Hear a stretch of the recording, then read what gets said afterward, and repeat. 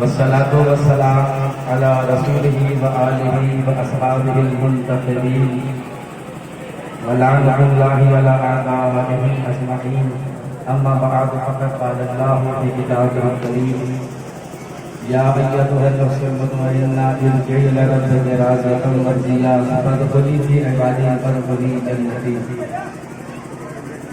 حضرت عالم مظلوم کربلا، ماتم برہنہ شہدائے کربلا، عاشقان رسول والے رسول، محبان اہل بیت، یہ سورہ والفجر کی آخری آیت ہے جس کو میں نے اس سے جلوس ہزا میں پڑھا کہ جہاں خدائے بے نیاز امام حسین علیہ السلام کا قصیدہ پڑھا رہا ہے. زمانہ امام حسین علیہ السلام کا تذکرہ کرے یا نہ کرے، لیکن اللہ قرآن مجید میں امام علیہ السلام کا تذکرہ کر رہا ہے. یاد رکھیے، یہ ماتم کر کے، یہ نوحہ پڑھ کے، یہ جلوس ازا میں شرکت کر کے یہ بتانا مقصد نہیں ہوتا کہ مولا حسین کیا ہے. مولا حسین کو سب پہچانتے ہیں، آسمان پر پرواز کرنے والے پرندے پہچانتے ہیں، جنگل میں رہنے والے صحرائی جانور پہچانتے ہیں، جنت میں رہنے والی مخلوق پہچانتے ہیں جبھی امام حسین سے جھولا جھولانے آتے ہیں. یہ جلوس ازا میں آ کر، یہ ماتم کر کے، یہ نوحہ پڑھ کے ہم بتاتے ہیں کہ ہم کیا ہیں. کربلا سے پہلے جو بھی مذہب رہا ہوگا، کربلا سے پہلے جو بھی مسلک رہا ہوگا، لیکن کربلا کے بعد اب دو ہی مسلک ہے اور دو ہی مذہب ہے. ایک حسینی مذہب ہے، ایک یزیدی مذہب ہے. اب دنیا کو فیصلہ کرنا ہے کہ ہمیں حسین کے ساتھ رہنا ہے کہ یزید کے ساتھ رہنا ہے. یاد رکھیے، ایک طرف مولا حسین علیہ السلام کا کردار، ایک طرف مولا حسین علیہ السلام کا عمل، اور ایک طرف یزید کا کردار. آج دنیا کا کوئی بھی معاشرہ، کوئی بھی انسان یزید کے عمل سے راضی نہیں.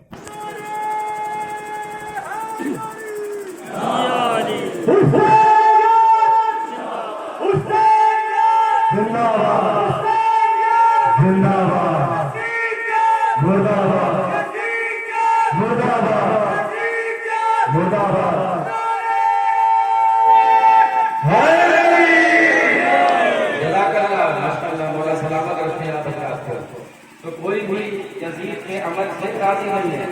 اب ذرا غور سے سنیں، جہاں تک میری آواز کا پھیلاؤ ہے اور جو جہاں سے سننا چاہتا ہے میرے بیان کو سن سکتا ہے. ذرا غور سے سنیں. ایک طرف یزید کا عمل.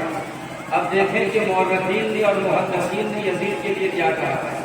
تو محدث طاہر حسین نے یہ کہا کہ یہ معاملہ تو بعد میں طے ہوگا کہ یزید خلیفۃ المسلمین تھا.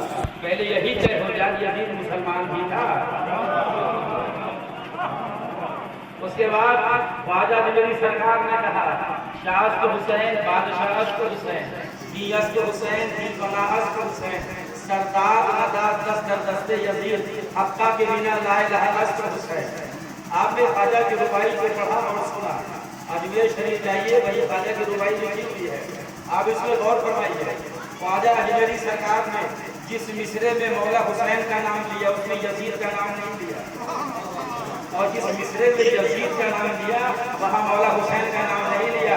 بتایا حسین نام ہے اجالے کا، یزید نام ہے اندھیرے کا. پھر خواجہ صاحب نے بتایا کہ مولا حسین نام ہے طہارت کا، یزید نام ہے نجاست کا. تو محدث یزید کے عمل سے راضی نہیں، خواجہ نجری سرکار یزید کے عمل سے راضی نہیں، کوئی بھی مسلمان یزید کے عمل سے راضی نہیں. اب ذرا گھر میں آگے دیکھیے کہ گھر میں کون یزید سے راضی ہے. جب یزید کی بیوی ہند کو پتا چلا کہ یزید نے نواسۂ رسول کو مار ڈالا تو دربار میں آ کے یزید کے منہ پہ کہہ دیا کہ تو نے تو جہنم مول لے لی. اور جب یزید کی بیٹی رملہ کو پتا چلا کہ یزید قاتل حسین ہے تو رملہ نے اپنے باپ یزید سے کہا کہ تم تو بہت بڑے لعنتی ہو گئے حسین کو قتل کر کے. اب رہ گیا یزید کا بیٹا. میں توجہ کہوں گا نوجوان بھائی، یزید کا بیٹا جب اس کو اقتدار مل رہا تھا، حکومت مل رہی تھی، تو اس نے یہ کہہ کے حکومت کو ٹھوکر مار دی کہ مجھے یہ حکومت نہیں چاہیے، اس کا پایا خون حسین سے رنگین ہے. اس کے بعد کا جملہ محفوظ کر دیجیے گا. یزید کا بیٹا کہتا ہے کہ میرے باپ یزید پر بھی لعنت، اور جن لوگوں کی وجہ سے یزید پر سر اقتدار ہوا ان سب پہ لعنت۔ یہ یزید کا بیٹا کہہ رہا ہے اور اس سے حکومت کو ٹھوکر مار دی۔ اس کو محفوظ کرے نوجوان بھائی بہت کام آئیں گے۔ دنیا یہ کہتی ہے کہ مولا حسین تب تو تاج کے لیے نکلے تھے، زمانہ یہ کہتا ہے کہ مولا حسین حکومت کے لیے نکلے تھے۔ ارے جس حکومت کو یزید کا بیٹا ٹھوکر مار دے اس حکومت کے لیے علی کا بیٹا نکلے گا۔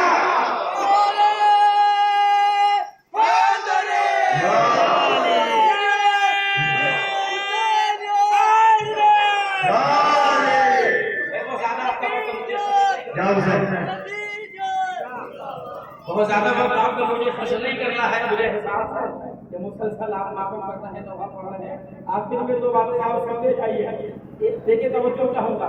ایک طرف یزید کا عمل کوئی راضی نہیں، نہ محدث راضی، نہ مورخ راضی، نہ خواجہ بنری سرکار اس کے کام سے راضی، نہ گھر کے لوگ اس کے عمل سے راضی، نہ بیٹا راضی، نہ بیٹی راضی اور نہ زوجہ راضی۔ حسین کے عمل یزید کے عمل سے کوئی راضی نہیں، اور حسین کا عمل ایسا عمل ہے کہ اللہ حسین سے کہہ رہا ہے نفس مطمئنہ بنا، میں تجھ سے راضی، تو مجھ سے راضی ہوگا۔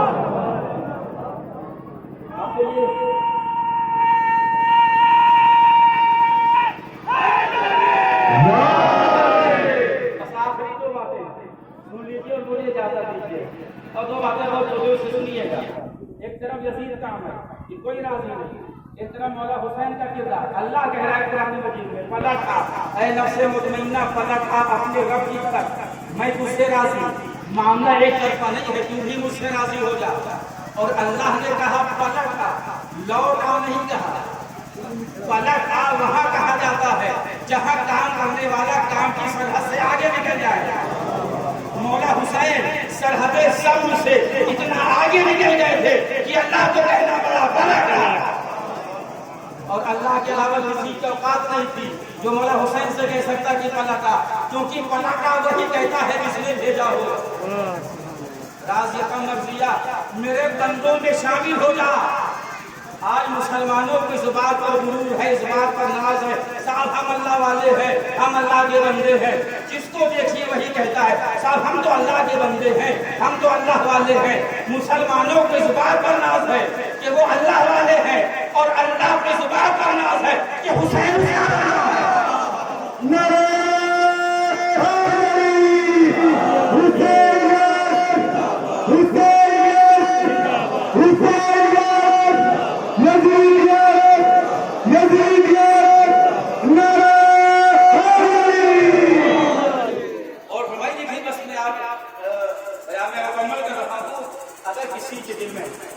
انصاف پسند ہے تو وہ مولا حسین سے عقیدت رکھتا ہے۔ ہمارے یہاں کی سرزمین ہے یہ فیروز آباد، وہاں کے پنڈت شاعر ہیں، ہندو شاعر ہیں، بہت بڑے شاعر ہیں، داس فیروز آبادی پنڈت ہیں، بہت بڑے شاعر ہیں۔